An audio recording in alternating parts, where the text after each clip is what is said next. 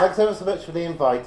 Because it's a Friday night, because I need to see how fast I'm going to do this, I'm going to try and get through this in 45 minutes, which will be a record. Okay, that's the good news. Then there'll be some questions, but honestly, if you want to go during the questions, or even if you get annoyed over what I'm going to say, just you can go earlier. I won't be too upset. It's the reason. The reason I'm saying this is that this is a talk I started doing around the country. I've done it in Northampton, I've done it in Stoke, I've done it in Weymouth. I'm going to interesting parts of Britain. And every week I go to the talk somewhere else, and every week it gets harder to tell jokes. And it gets harder to tell jokes because the situation appears to be getting more serious, and what happens to me is that somebody comes up at the end and says, how can you think it's funny, it's completely wrecking my life. So I just want to start off with, I do know it's very serious, but if I'm very serious for 45 minutes, you're going to be very bored. So let's try and be a bit upbeat about what's going on. Sally is an Emeritus Professor of Education here. Her speciality is special education and curriculums, looking at what was taught in textbooks, including the textbooks written by people in this department 100 years ago, 90 years ago, 80 years ago, which if you're ever very bored and want something else to read apart from all the stuff we tell you to read, honestly, if you go back to what Herbertson wrote and so on, it is fascinating. And then you've got to remember, and that was taught as the truth to people in the 1930s and 40s. And you can look at what people were taught in the 1950s and 60s about Britain, about the empire, about what we're made of, about what other people are not made of, about where we should be. And when you begin to look at some of that history of how we have taught the geography of the world differently, it's easier, I think, to begin to understand the age distribution of the vote. I'm going to show you lots of things about the vote. You will have been taught different geographies. It'll depend on what kind of school you went to. We don't all teach the same thing, even though we have a national curriculum, and we only have about 3 A-level boards. Your school teachers will influence the kind of geography you're taught. I went to Cheney School in Oxford. There was a poster of Lenin on the wall in the sixth form block. This probably explains part of what I do. You know, I was a child. It was a particular school with teachers with a particular ethos, which probably affected me. If I'd gone to a different kind of school, I would have been taught a different kind of history by teachers who believe different things. And that's because people are the same age. Here's a summary of the claims I'm going to make about the things that matter. And this is peculiar to Sally and I. There are lots of different stories you can tell about Brexit. Firstly, we think you need to know that spreading the fear about immigration has been something that's gone on at least for the whole of my lifetime, particularly in the 70s, 90s and in the noughties. The immigrants are coming, the immigrants are terrible, need to get rid of the immigrants, need to take back control, need people to go back where they come from. Hostility to the EU has been whipped up repeatedly, but the key thing here is whipped up. Whipped up slightly in 1997 by James Goldsmith and his referendum party, spent a fortune, and he only got it to 2% of the electorate. Then it disappears again. Then it's whipped up by UKIP. In the year before each European election, an increasing number of people in Britain say that they really don't like Europe. But immediately after the European election, bang, they've forgotten they don't like Europe. Somebody's been playing a game. We didn't realise somebody was playing a game until we looked at it recently. The geography of the Brexit vote has been unbelievably distorted by the British press and by academics. The geography is very, very simple. It's how many people in each area voted leave, how many voted remain, how many didn't vote. But you've been told a story that it's Middlesbrough and Stoke and Great Yarmouth and the north that voted leave and the working class, and the south wanted to remain. And that isn't the truth. And the remarkable thing is it isn't rocket science, it's geography to show it isn't the truth. So the question is why? Why don't we actually look at the vote and say what happened? I think, but I would, so I'm the wrong person to say this, Sally. Why is the first country to leave the European community after Greenland the UK? And could it be a coincidence that the UK is also the most economically unequal country in Europe? Might it be the rising inequality over the last 30 or 40 years that has been a real reason why people's lives have got relatively harder, not the immigrants? And could that explain why the majority of people in Britain voted for anything but this and have got anything but this? Who can tell me the one country that left the European community before the UK? Anybody know? Denmark. Not Denmark, but you're close. It's a clue. Anyone want to guess? Not Norway. They've got a lot of fish. Finland? Not Finland, not Sweden. The Faroes. Faroes is nearish, kind of an idea. Greenland. Congratulations. Congratulations. So, I'm glad that I feel useful. One country has left before Greenland. They have 56,000 people, so they spent 3 years negotiating because they realised it mattered, not 2. And I'm going to be blunt about it. Part of the reason they spent 3 years negotiating, they got quite a good deal. It's because they have fish. They have fish stocks. And in fact, because of Denmark, they actually kept European Union citizenship because they were also Danish citizens, so they didn't lose out much. But they left. It's turning out we're learning a huge amount about ourselves. The Europeans are doing a wonderful job, the Europeans on the mainland, of not pointing out the obvious to us. We haven't got fish. The fish stocks are really low. We're doing a negotiation at the moment, which is all about what are we worth and what do they want, and it's embarrassing. And the Europeans on the mainland are doing a wonderful job of not being the first. The game in the mainland of Europe is don't be the first person to say, look, you've got nothing to offer, and we don't like your bankers. Right? That's where we are. We have never understood our empire because we told ourselves a lie about it, and this really matters now. We think we should be richer than we are because we were richer in the past and something's gone wrong and we need Empire 2.0. We tell ourselves that we were a great civilizing force that went around the world and made things better and put in railways and brought Christianity and so on. And until we get the story right, we're stuck. The reason why we were the richest country on earth 100 years ago is that we were the centre of an empire. All centres of empire get tributes from the colonies that they control. I don't know what you were taught in your history. I was taught all about spinning jennies in Manchester. Nobody told me where the cotton came from, who picked the cotton, or who was forced to buy the material that we wove from the cotton. 52-48 in hindsight is perfect. It's not quite 54-46, which is the Toots and the Maytals song that one of the audience might know. But 52-48 is perfect in hindsight. And it's perfect because almost any other result would have been disastrous. If we'd had it the other way around, 52% remain, 48% leave, you know what would have happened. We'd be having a second referendum. Right? The Brexiteers are determined. The story is robbed by the BBC, unfair vote, ever so narrow, campaigning, second referendum. Right? It'll be going on. If it had been a 65% leave vote, we'd be heading straight for Singapore of the West, Empire 2.0, rather than it being this current state of, something's gone badly wrong. I challenge you later to tell me a better result than 52-48. I think 52-48, in hindsight, given where we are, is very good. Immigration mattering as a problem. What you're seeing here is the net immigration on the line. In the 1970s, it was actually negative. For half the last 150 years, we've lost more people than have come in. People have had to leave. We've had an empire to stock and man, but also we had recessions where we lost people. So net immigration was negative, but the trend is upwards. National Front. My childhood in Oxford was dominated by the National Front. They sprayed swastikas on the subway walls near my house. They sprayed swastikas on the walls of my house because I'm from a mixed race family. They beat up my brothers at school and they told them to go back where they came from.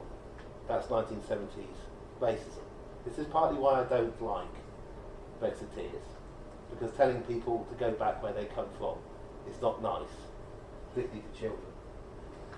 Net immigration, slowly rising.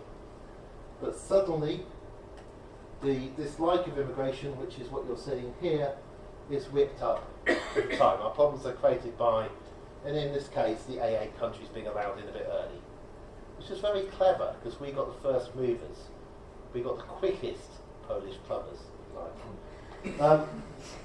Here you go again. This is immigration. In elections, it's the most salient issue, and it was for ages, election after election. When you said to people, what matters most, they said immigration. It's the most salient issue until the biggest financial crash in the world since 1929. And then the economy managed to beat it into second place as the thing that matters the most. Until we got a bit calmer around about 2014, and those immigrants were the biggest problem again that we had. Terrible. Absolutely coming in and wrecking everything. As you see, immigration, this is the other brilliant thing about 5248. What does it take to teach the British that immigrants are not a problem? Sadly, it's 5248. Already 100,000 have not come from the mainland. People are leaving. We're going to find out. We've called a bluff. Immigration is no longer a problem. Europe, obviously, is a big issue. So Europe now is the top issue as far as voters are concerned. And look, the NHS is coming in. Occasionally we manage to get inequality to feature, but not much more than to feature. If we were the United States of America, you'd all recognise this graph. We don't draw it here. It's a graph of where people living in the country at each census date from 1841 were born. I've made the graph simpler, or my friend Kirsten, to be honest, who's great with graphics, has made it simpler because the original has 40 countries. You're looking at Ireland originally, large numbers of people coming in from Ireland, there's a famine. We have, I won't try in the remaining 35 minutes I've got to tell you a different version of Britain's history from the one you're taught. But essentially we were not particularly nice to the Irish, who were one of our colonies. Particular events, terrible influx of Jewish people. We tried to stop it. The British Union of Fascists was formed, because you never know what's happened if you let Jewish people into your country. It goes on and on again. Here's the Windrush generation coming in. Terrible what's going to happen, send them back. Every group who comes in, of course, within a generation, they're part of what you are. And here's the Eastern European one. And you may look at that and you may say, oh look, it's accelerating, it's going up even faster, it's a real problem. We're talking 7-8 million people, you know. This weird middle-class woolly professor standing in front of you doesn't have an idea what real people feel like when their homes and their areas are invaded. So have another look at the same data another way. And it's small. I'm going to show you a bit more how small it is. It's also simply people moving further. People are moving further than they used to move because cheap air flights, you can Skype home, more education, more aspiration. The largest immigrant group in the United Kingdom are the English living in Wales. By far the largest, if you count the people born in one country living in another. And they can be a problem. They include my parents. They put the house prices up. They don't speak the language, you know, which the local schools teach in Mid-West Wales. And then they come with their strange, arrogant attitudes and buy the Western Daily Mail and ask the local police what they're doing about crime. And when the local police tell them the only crime around here is speeding and being drunk and it's you, the English who retire in Wales don't like it. Anyway, in England, for children, the largest concentrated immigrant group are located around Hyde Park, which has the highest proportion, and they're children born in the United States of America, and they're the children of bankers. If you're worried about immigrants and the effect of immigrants, I'll go through these quick. This is the kind of thing I did for years. This is a map drawn with Beck and Thomas. These are 16 to 24-year-olds. Each hexagon is a parliamentary constituency. They're cut in half and they're coloured light blue if the most common ethnicity of somebody of the age of most of you in this room is white, and the second white British, and the second most common ethnicity is another kind of white. This is a white country. It's very, very boringly white in most of it. It's like, look, you have to go, here's Oxford, like those two constituencies, Oxford East and West. It's white and more white. Like, really.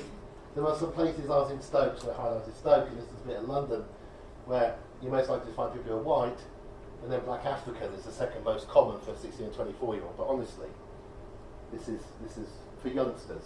It's like you. You know, I'm looking largely to see white faces with the odd person who's a little bit not white. Right, and that's the country. Immigration, Europe, 2014. This is Eurostat data. The areas are shaded blue. If more than a fifth of the population are born in another country. I'm going to rattle through this. I'm hoping, what I normally, I'll depress myself, so I'll do it anyway.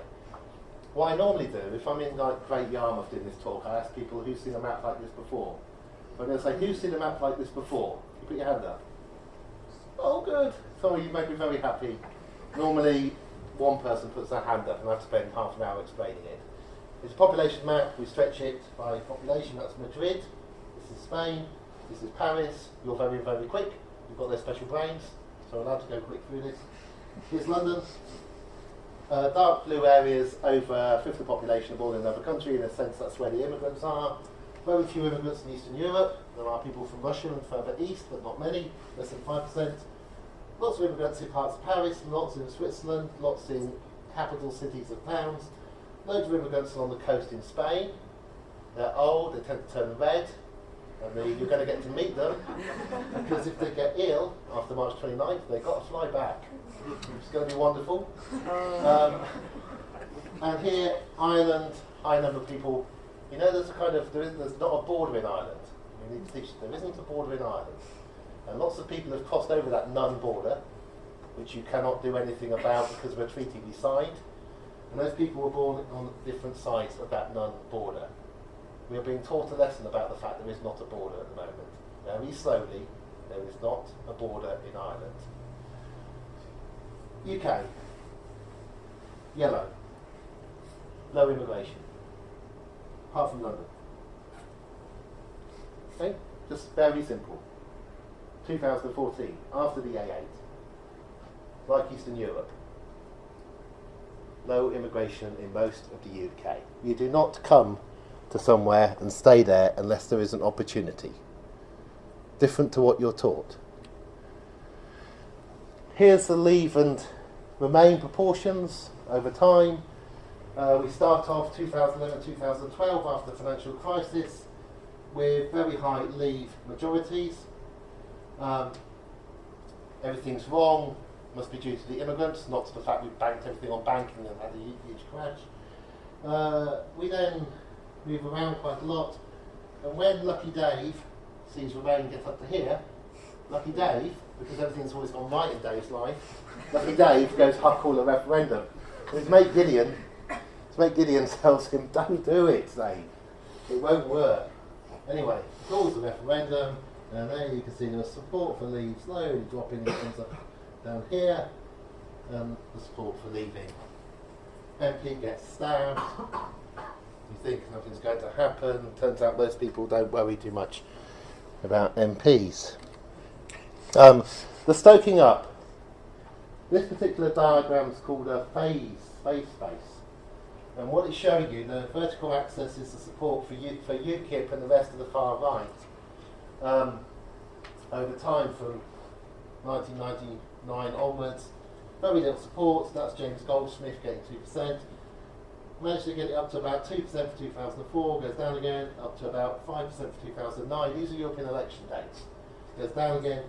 Huge rise for 2014, held it up for 2016 in the referendum. Bang, this particular measure's down here. You don't need people to say they're going to vote UKIP anymore now. It's done its job. Not the second view of the British people. British people are not inherently attracted to fascism. You have to shove newspapers full of headlines about people preaching hate from mosques for enough time to get the vote you want. This is absolutely remarkable. We've had European elections since 1979. In 1979, nobody voted for far-right candidates, they just didn't stand. That's stunning, because the National Front came into my school, right? They were all around. I know which was their pub in Oxford. They wanted to get the black men out of the car factory. But 1979, no far-right. 1984, no far-right. 1989, it was 1 in 1,000 people voted for National Front. 1994, 1.1% vote far-right. 1999, 7.5. 2004 gets up to 20.4. 2009, I've added half the Tory vote to get to that. The reason I've added half the Tory vote is 2009, the Conservative Party in this country left the large European Conservative bloc of MEPs. We actually left mainstream Europe as far as a political alliance. The Conservative Party had polled all the way through to there. And then, by the time of the 2014 European elections, our Conservative Party was allied with far-right parties in Europe, the Free Finns, Alternative for Deutschland and so on, that lot, and the nasty folk, some of the nasty folk in Hungary. The other nasty folk in Hungary are actually still with the mainstream European Conservatives. But the point I want to get to you is that, and we never saw this at the time, we didn't see why it mattered, only a third of people voted in these elections, we didn't care. In the 2014 European elections, 52% of people voted for a far-right party by European standards in the UK. We go on about the far-right Le Pen in France, or what's going on in Austria, or what's going on in Sweden. It was us. But of course, if you're there, if you're in the Goldfish Bowl, you don't see yourself as far-right, you're just normal, it's reasonable. Surely, Danny, you can understand the Conservative view. You know. It was there, 52%. I didn't see it. It's only when you look back. And you look back and you see what happened and what we did. Here's the map of the referendum. It's a wonderful map because it isn't like any other map in the UK. I've drawn thousands and thousands of maps of the UK. They all begin to look exactly the same. Maps of health, maps of education, maps of voting. Right? It's the same areas where people don't get very... You give loads of aids to people in areas where the house prices cost a lot. You tell them, well done, you've done very well at school. That kind of, and they don't die. I've drawn so many maps, you wouldn't believe how bored I am of drawing maps of the UK. No map looks like this. This really is quite remarkable. This is which is majority Leave, which is majority Remain. Most of Britain is Leave. Not much Leave, just enough Leave. 52, 53, 54, 55, 56. This is the proportion, so Remain strongest in Oxford, London, much more important, Cambridge, Bristol, Manchester, Liverpool. Leave, you can find a few parts of the East Coast with high proportions, but generally it's less. The best predictor is migration. The fewer immigrants, the more likely you are to vote Leave. It's not ironic. People come to areas it's worth coming to, where there are opportunities. So if people aren't coming to your area, there's something going wrong. I'll leave that for the moment. You need to imprint that in your heads. By age, we know exactly how many people voted Leave and Remain, and by area we know turnout. Because Lord Ashcroft did this incredible survey, huge exit poll. Why did he do a huge exit poll? Because he assumed that he was going to lose. He's a leaver. He funded an enormous exit poll, so he would have the evidence about why we needed another vote because of who had been robbed. Bless him though, Lord Ashcroft had the decency to release his exit poll, so we all get the data. And that's partly why we know who's going on. Abstentions are harder, but anyway, who had the right to vote? Any of you in 2016? So you've got to be 18, you've got to be a British citizen or Commonwealth. Right. So all the others you can blame you lot. Who did vote in 2016? Nobody ever admits to not voting. I won't ask you how you voted. For those of you who were 16, 18, 24, you're weird. Because your age group just didn't vote. Right? Which is okay, because your age group has not voted since 1991. since we introduced the poll tax as a special incentive not to vote. But then those who did vote voted Remain. But it's not much use because all these people didn't vote. 25 to 34-year-olds, it's getting better over turning out. And you can see that the Remain is there, a bit more. What used to be my age group, 4. Anyway, there's your. This graph, I think, along with the stories and the curriculum books, really matters. This is the value of the dollar to the pound over time. When my granddad was studying just down Mansfield Road at this weird place called the School of Geography, when my granddad was there, you could get $5 to the pound. You thought you were on top of the world. When my mum was a child, it was 4. When I was a child, it was 3. When my oldest child was born, it was 2. It's heading towards 1. When I went to France on a school trip with those lefty teachers who damaged my brain to give me this weird ideology, they actually spent the whole time drinking in France, the teachers. When I went to France, you could get 10 francs to the pound, which is why the teachers from Cheney spent the whole time drinking, because it cost them nothing. If you flew by France this summer, it was £1.11 for €1 at Gatwick. Right? Somebody of my age, what's happened to this country? You've gone from a point where you were lording it over the rest of the world, and you were proud to be British, and you won the World Cup, through to this kind of miserable point where if you are old, you worry about your children and your grandchildren because your grandchildren can't start a family, and you quite like to see a great-grandchild just before you die. But there's no way they can get a house or a mortgage, and the job they're getting isn't paying enough, and something's gone really wrong. The old didn't vote to leave selfishly for themselves. Right? The old are clever enough to know they don't have that long. They voted for leave because they thought something had gone wrong. You can see part of the thing that's gone wrong there. By geographical area. This is just England. These little slices are the most deprived 10 constituencies. Okay, almost all represented by Labour voters. These are the 10 constituencies with the least deprivation, the poshest ones. It goes slightly higher because you can't divide it by 10. But anyway, you've cut the country into 10 geographies, each being a collection of parliamentary constituencies.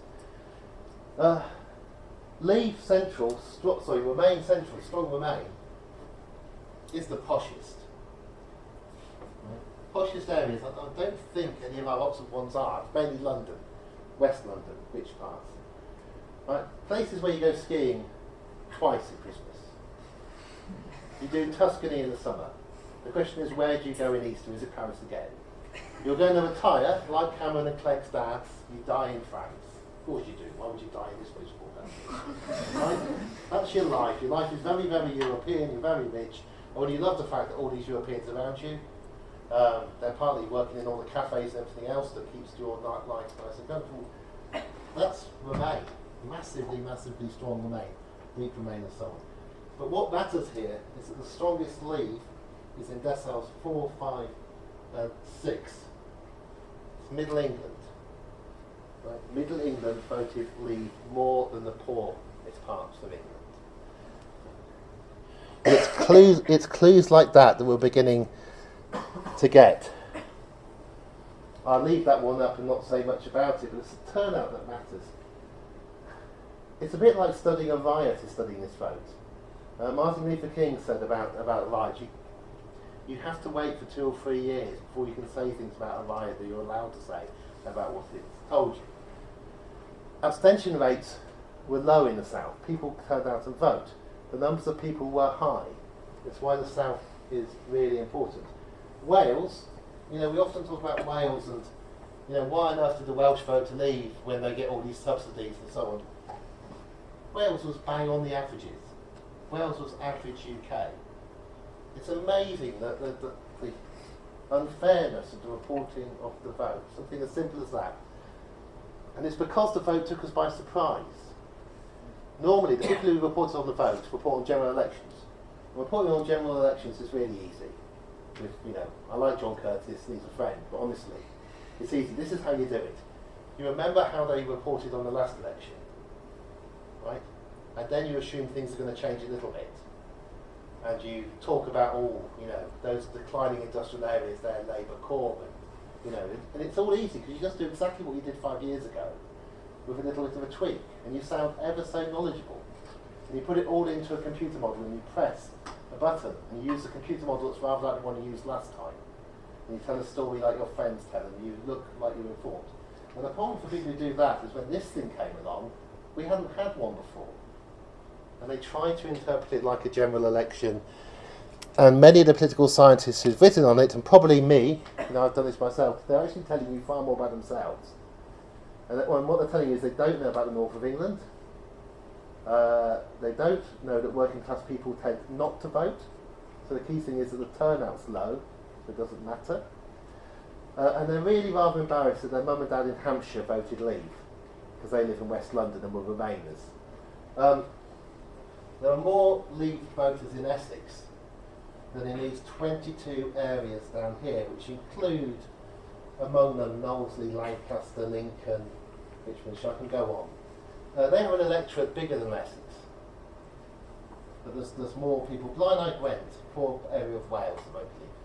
Now you might know that, you might think, but Essex was really, really important.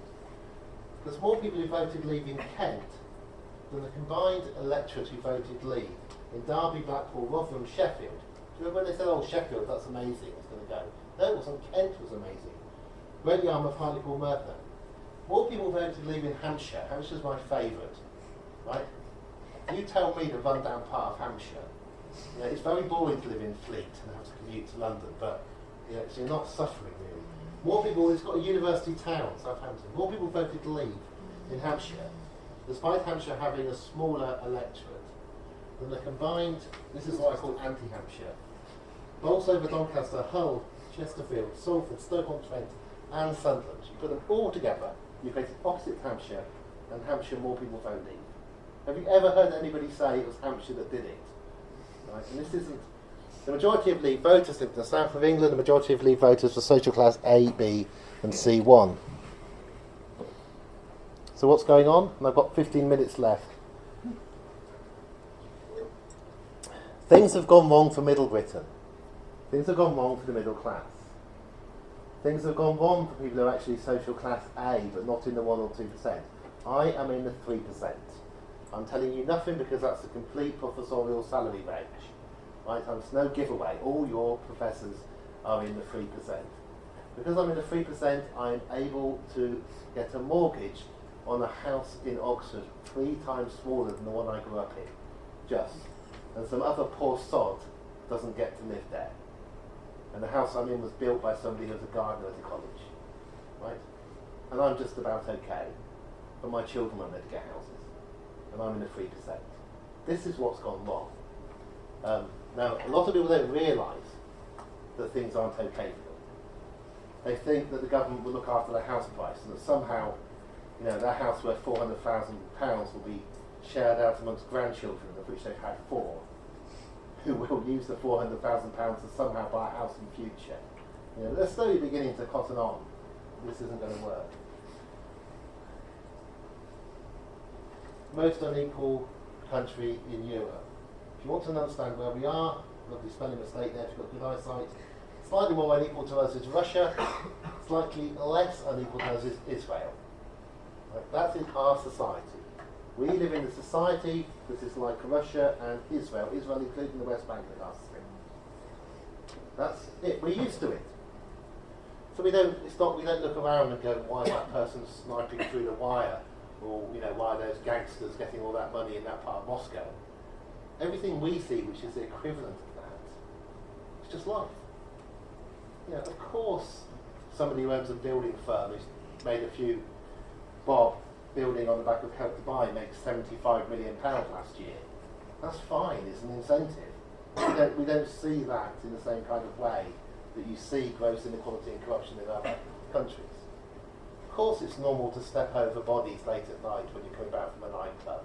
They're probably going to survive through the night as it gets colder and colder.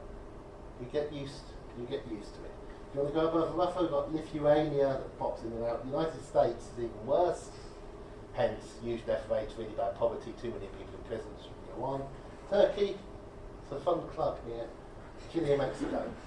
There are 40 countries below that you'll be thankful I'm not going to show you. They're normal. We're not. We are the first to vote leave after Greenland. And I don't think it's unrelated. Because the option we gave people was you either stay with things exactly as they are, or you vote for anything but this. And they voted for that. You may believe that people voted for sovereignty against the terrible Brussels bureaucrats or the capitalist machine in Brussels. The extent to which Brussels is full of bureaucrats is us. We are the people who put in most of the rules. We like rules. We're British. If you wonder why there are lots of rules from the European Union, there are rules. On the mainland they call them the British rules. And, why was the European Union pro-free market and a bit nasty on all that? Oh look, it was us again. Who do you think argued for that? I mean, the future for the EU 27 is looking really good. We're about to take out 73 or odd MEPs.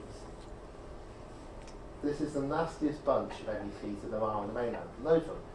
The core of all the far-right fascist groups in the parliament are our MEPs. That's the big numbers.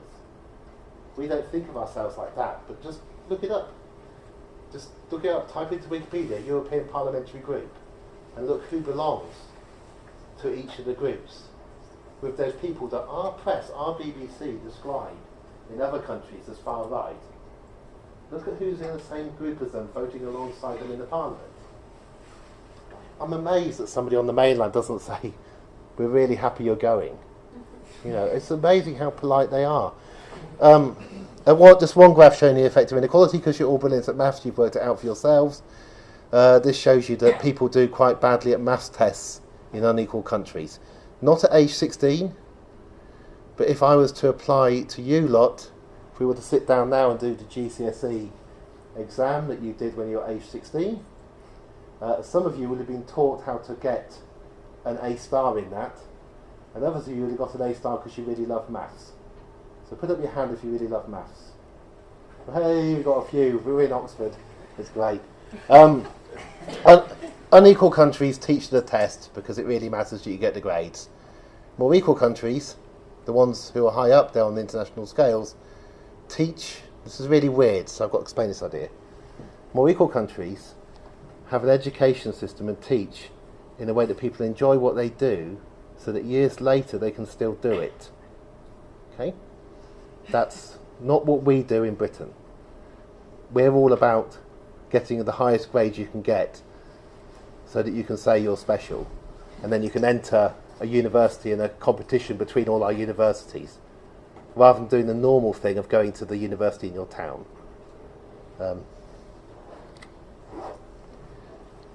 I've got 10 minutes. The British Empire, it was big. You draw it this way, it was India. There's lots of it. There's a lovely quote from Gordon Brown in one of his books that says that we managed, I think it's of the kind of 196 larger countries in the world, we invaded 190 of them at one point. Somebody would have done it. Other countries had empires, just nothing like ours. The world population went from 1 billion when we started doing this to 6 towards the end of it. It's not because we were raping and pillaging, it's because we were upsetting stable social systems. If you upset a stable social system, you get a population boom. The most dramatic upset was Australia. Managed to keep going fairly civilised for 50,000 years before we turned up. This image, this is the kind of way, this is the last colony. Hong Kong was the last colony. And the image, and I can remember it, was of the daughter of the Chancellor of this university crying over the tragedy of losing British civilisation over Hong Kong and returning Hong Kong to the despotic control of China and their communism and so on. That was this image. I don't know if you're probably the wrong age to have seen it, but he's wiping away her tears. It's lovely. There's Prince Charles just over there, looking completely gormless, not knowing what to do when a woman's crying. Because he went to school with boys. Poor man. Anyway, I should put the one up Prince Charles. What you need to know about that picture is that she wasn't crying because we're leaving Hong Kong. Well, you need to know she was crying for 4 hours. Why does a young woman cry for 4 hours? She was asked recently in a newspaper article why she was crying. It was because the young surfer boy she was having to leave was lovely and beautiful. She was having to leave her boyfriend because Dad had a new job and he couldn't stay. She couldn't care less about the Empire or Hong Kong. It's not that much of a revelation, but of course she wasn't crying about the British Empire. It's, of course she wasn't. She says she wasn't, but she had to leave the surfer. Other kind of quick. I hope she got to meet the surfer again. If anybody ever finds out how the story went. Share of GDP in manufacturing. There's China. You can see it, but I haven't fixed the graph. We're down here. We do this because you can't get down to zero. 1% of our GDP. I'll show you. This is what we actually make. It's not AI. It's not high tech. It's not silicon roundabout.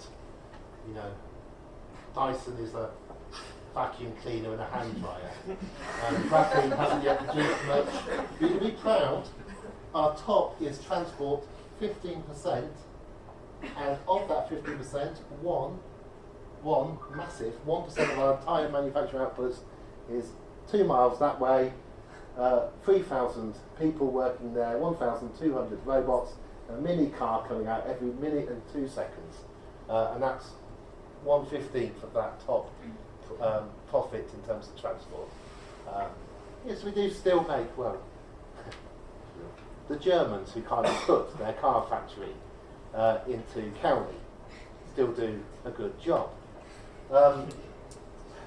Then food, drink and tobacco, then metals and metal products. Anybody know what metals and metal products actually means? Arms, yes, it's weapons. Yeah. So why the euphemism? Why the euphemism? Because we're getting a slight bit of sense of we're not like. We are moving away from empire slowly. So I lived and worked in Sheffield for 10 years before coming here. And in Sheffield, we had a brilliant word for it, even better than metals. We called it cutlery. And we had the master cutler, who was the chief arms manufacturer. Spoons, knives, forks. Absolutely splendid. If anybody wants an argument about Empire 2.0 later, this is where we import from. This is where we export to. USA matters, but nothing as much as if you add up all the blue areas. This is India. We import 9 billion stuff from India. We export 5.2. We're sending a lot of money to India for the stuff we buy from India. India doesn't want to buy the things we make. Because we're not that good at making things. And it's not our fault we're not that good at making things. Because for 200 years we controlled the largest empire the world's ever known. So we didn't have to be very good at making things. We just had to be very good at getting people from Africa across to America on ships, keeping them alive, making sure they picked cotton, getting that cotton and everything else back to us, destroying the Indian textile industry, and making sure that they bought our goods, and at the same time insisting, because free trade is so important, that the Chinese buy the opiates we were growing in India, and flooding the markets of China with opiates so that we could destroy that country. So every child in China is taught that what the British do is sell drugs. And we cry about leaving Hong Kong because we spread civilization. It's not our fault. Every empire in the world has had this thing of telling itself its own story and then having to learn the fact that it wasn't necessarily the nicest place on earth. 2 or 3 minutes left, so I must be quick. A group of men particularly matter. Matthew Elliott, we wrote to Matthew and said, please give me your picture. And he said, would you like this one? So, anyway. Matthew Elliott, chief executive of Boat Leave. You've got to get inside, try and get inside Matthew's head. I'm a geographer, so I won't try and get inside Matthew's head. But taught a particular kind of geography from a particular background in a particular kind of school. Different schools. These young men are not from the posh public schools, these young men are from cheap private schools. Boris, more expensive. slightly higher correlate than immigration. This is my favourite one. The highest correlate with vote leave is obesity, 0.8. And it's not because, as a young man who found this correlation out shortly after the vote, it's not because people who are overweight are feckless and don't think carefully. I have, let's try out this joke, I don't know about, a year ago I was very thin, but I've been eating a lot just to test out, to check that people with my girth are not lazy bastards who don't know what they're doing. Anyway, why do you get a good correlation between obesity and leave? Immigration. It relates to other things, but immigrants, you might have noticed, if you've seen some, you may be one yourself, they tend to be young, fit, well-educated and thin. And the more who turn up in there, it's not just they're young, fit, well-educated and thin, it has an effect. So you lot in Oxford who are from England would be a bit larger if it wasn't for all the people in Oxford who are not from England, who've arrived with their young, fit bodies. It's called, there's a term in epidemiology for this, it's called the epidemic of obesity. If you live in an area where people are fatter, it's easy to be fat, because you don't think you're fat. I can actually be thin in the United States. I really can. I really can. But in Kyoto, I am the fattest man. Anyway, here, deprivation, vote leave. Correlation 0.03. 0.03. Some interesting patterns in there, but anyway. 0.03. Changing attitudes by age. Pride and embarrassment about feeling English. Things are changing over time. Who's going to be most effective? This was done by Standard & Poor and actually released before the vote. They were incredibly spot on. The other part of Europe being most effective would be Ireland, and there'd be quite a lot of issues about Ireland. They knew that before the vote, Standard & Poor. They're not geniuses. They just got some data together. And then another former colony, Malta. But the key thing here is Malta's very small. So if the Maltese are a bit pissed off about us leaving, they can't do much about it. And then Luxembourg, which because it's a tax haven has some money, but it's also small. And then another colony, former colony Cyprus. And then Switzerland, which doesn't get a choice because it's not in the EU. And then finally Belgium. And the effect is tiny. So the losers from Brexit are not the big European countries. No wonder the negotiations haven't got anywhere.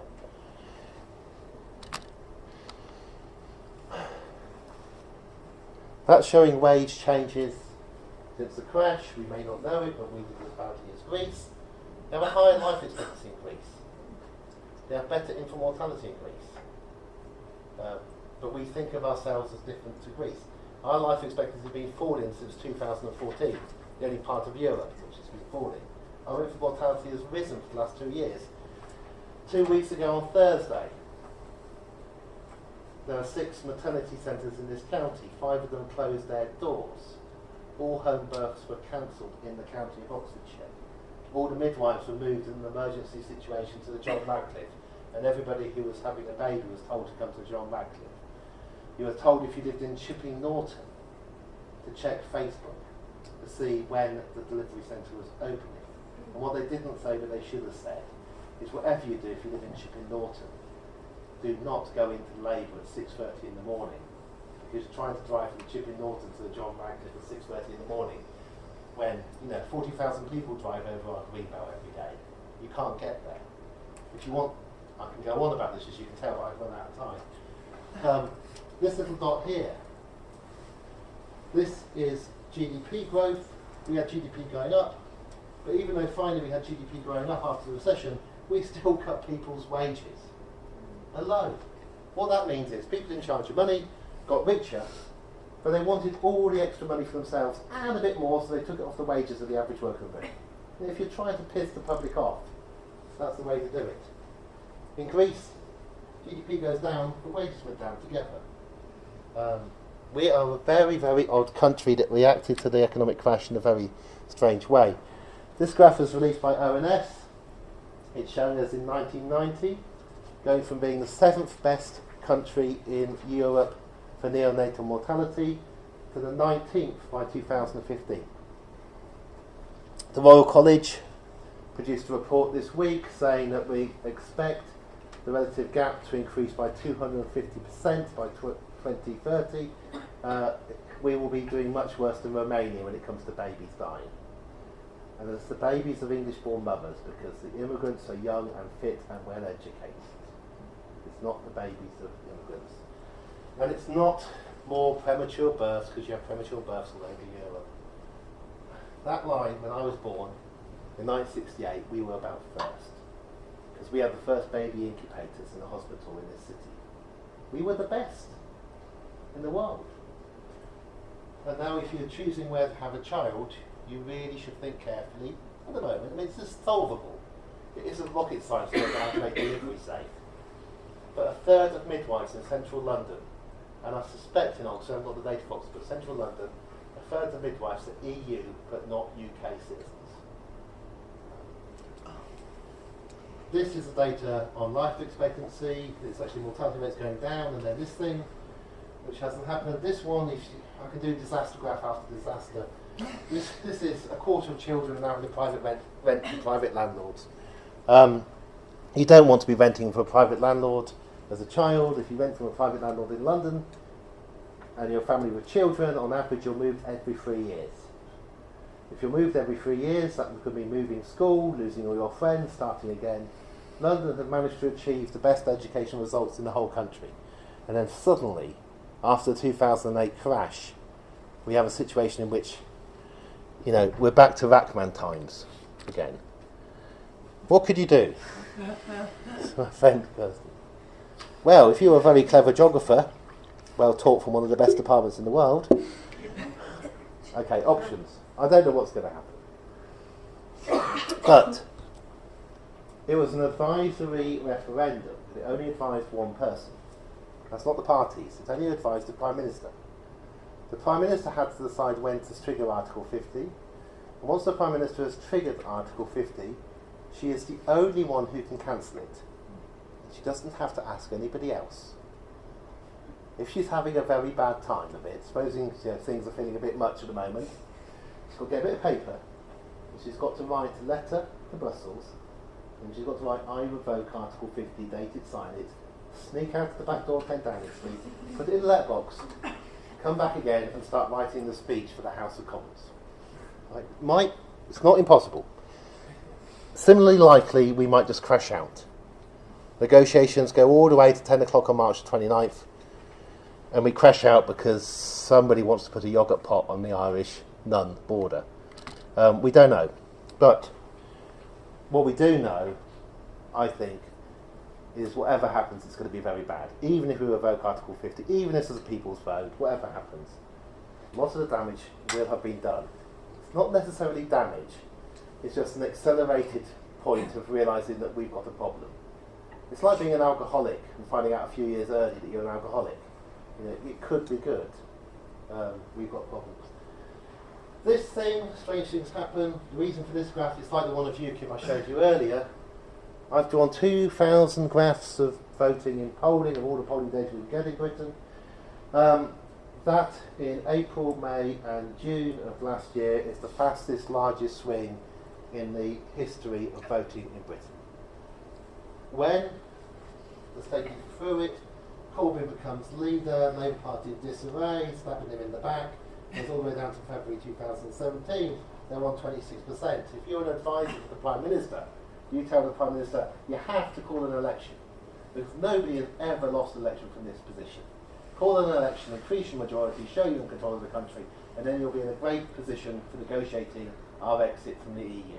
So you call an election, and you do exactly the right thing, because you should do that. And then the impossible happens. And people who've never voted and don't normally vote suddenly decide that they're going to vote. And they do it in increasing numbers every day until you get up to that date. And the reason for going on about this is it means we do not know what will happen when an election is called.